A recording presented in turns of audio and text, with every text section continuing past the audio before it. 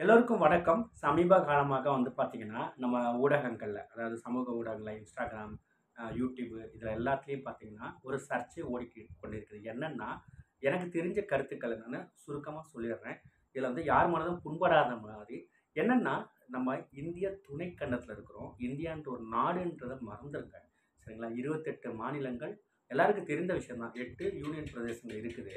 சரிங்களா? 28 வந்து 22 scheduled languages இருக்கு. 22 மொழிகள் இருக்கு. இப்போ ஒரு மனிதர் வந்து ஒரு நிறுவனத்தில வேலை பார்க்குறாரு அப்படின்னா, அவங்களோட நிறுவனத்தின் கிளைகள் வந்து இந்தியா முழுவதும் பரவி கிடக்குது அப்படின்னு ஒரு ஒரு வச்சுக்கோங்களேன்.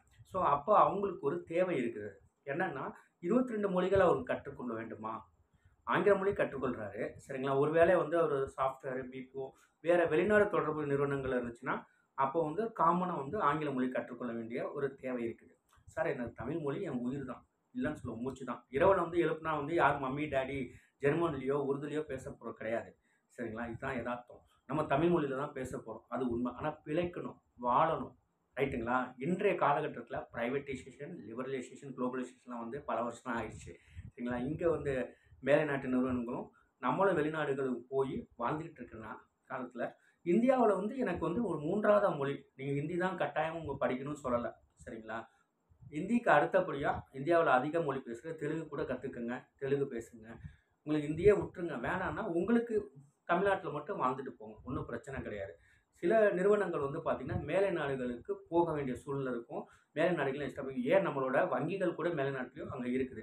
இன்னொரு விஷயம் எடுத்துக்கங்களேன். ஜியு போப்ன்னு வந்து ஒரு மேலை நாட்டவர் தான் வந்து தமிழ் மொழிய அவர் விருப்பப்படி கத்துக்கிட்டு, கடைசியாக இறக்கும்போது ஒரு தமிழராக இருக்கிறார். ஏன்னா, அந்த மொழி ஈர்ப்பு, அந்த காதல். அப்ப அந்த ஒரு மொழி மேல ஈர்ப்பு எப்போ வரும்? நம்மள மாரி வேற மாநிலத்துக்கு ஒரு மொழி பேச போனா, நம்மளோட மொழி அங்க வாழும்போது நம்ம கலாச்சார அருமை பெருமையும் அங்க தெரியும். அதே மாரி மற்ற நாடுகள்ல போயிட்டு நம்மளோட கலாச்சாரம், மதம் இதெல்லாம் பத்தி அங்க இருக்கும்போது அவங்களுக்கு ஒரு ஈர்ப்பு வரும். அப்ப சீனாவுல இருக்கவங்க ஏன் தமிழ் கத்துக்கிறாங்க? புரியுதுங்களா? ஜப்பானியர்கள் தமிழ் கத்துக்கிறாங்க. ஏன்? எல்லாமே நம்ம மக்கள் அங்க போய் வெளிநாட்ல இருந்தாலும், ஒரு சில பேர் நம்மளோட கலாச்சாரத்த பரவிட்டு தான் இருக்கிறாங்க. மொழி எங்க இருந்தாலும் வாழ்ந்துட்டு தான் இருக்கும். இன்னும் சுருக்கமா சொல்லப்போனா, ஒரு மொழி வாழ வேண்டும் என்றால், அந்த மொழி பேசுகின்ற மக்களுக்கு அடிப்படை வசதிகள் செய்து கொடுக்க வேண்டும். அவங்க வந்து சர்வைவ் அட்லீஸ்ட் பண்ணணும் சார். லிவிங், ஹேப்பி லிவிங்லாம் விட்டுருங்க.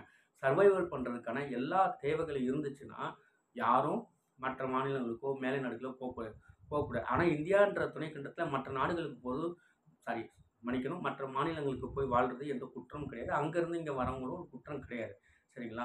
இங்க வரும்பொழுது நம்ம மொழிய அவங்க கத்துக்க போறாங்க. அங்க போகும்போது நம்ம மராத்தியோ, குஜராத்தியோ, பஞ்சாபியோ, ஒரிஷாவோ இந்த மாரி மற்ற மொழிகள் நம்ம கற்றுக்கொள்ள வேண்டும். அது வந்து ஒரு தேவைக்காக. ஸோ இதில வந்து நம்ம சண்டை போட்டுக்கிட்டு திணிக்கிறாங்கன்னு யாரும் திணிக்க முடியாது. சரிங்களா? நீங்க விருப்பப்பட்டா படிக்க போறீங்க. இல்ல நீங்க தமிழ்நாட்டிலேயே வாழ்ந்து தமிழ்நாட்டிலே பேசிட்டு தமிழோட இருந்துட்டு போங்க. தப்பே கிடையாது. அது உங்களோட தனிப்பட்ட விஷயம். இதில வந்து எந்த ஒரு சட்டமோ, எந்த ஒரு இதுவும் உங்களுக்கு நிர்பந்தமும் வராது. இதில வந்து மறைந்திருக்கும் அரசியல வந்து நம்ம வந்து வளரும் இளைஞர்கள செலுத்தாம, ஆக்கப்பூர்வமான விஷயங்கள செய்யுங்க, சொல்லுங்க. சரிங்களா? தேவையில்லாம இந்த பிரச்சனைகள வளர்த்துக்கிட்டு, ஒருவர் அப்படியே ஒரு பெரிய லெவல்ல இருக்கிறாங்க. ஒருத்தவங்க அவங்க ஏதோ ஒரு கருத்து சொல்லியிருந்தாங்கன்னா, அவங்க என்ன கோணத்தில சொல்லியிருப்பாங்கன்னு நமக்கு தெரியாது. சரிங்களா? நம்ம ஒரு இங்க இருக்கவங்க வந்து ஒரு சர்ச்சையோ, ஏதோ ஒரு காரணங்களால அத பெருசாக்கணும்னு நெனைப்பாங்க. நமக்கு அது தேவையில்ல. ஏன்னா, இன்னைய காலகட்டத்தில நம்ம வாழ்ந்தவங்க ஒவ்வொருத்தரும் அப்படின்ற தேவைக்கு தகுந்த மாரி வாழ்ந்துட்டு போயிட்டே இருக்க வேண்டியது தான். சரிங்களா? இப்ப வந்து பாரதியார் கூட சொல்லியிருக்காங்க. அவருக்கு தமிழ் பற்று இல்லையா? வெளிநாட்ல இருக்கவங்க இப்ப நான் வேற மற்ற மொழி நான் போய் பேசுறோம் வேற மாநிலத்தில இருந்திருக்கோம் அப்படின்னா, எனக்கு தமிழ் பற்று இல்லன்னு அர்த்தம் கிடையாது. ஸோ, எனக்கு இருக்குதுன்னா, அது நமக்கு அந்த உணர்வு உள்ளுக்குள்ள இருந்தா போதும். சரிங்களா?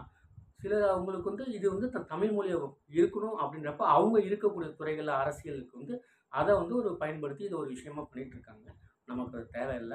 யாரையும் புண்படுத்தவும் சொல்லல. ஸோ இளைஞர்கள், இளைஞிகள் வந்து கவனமாக செயல்படுங்க. Thank you, thank you, thank you so much.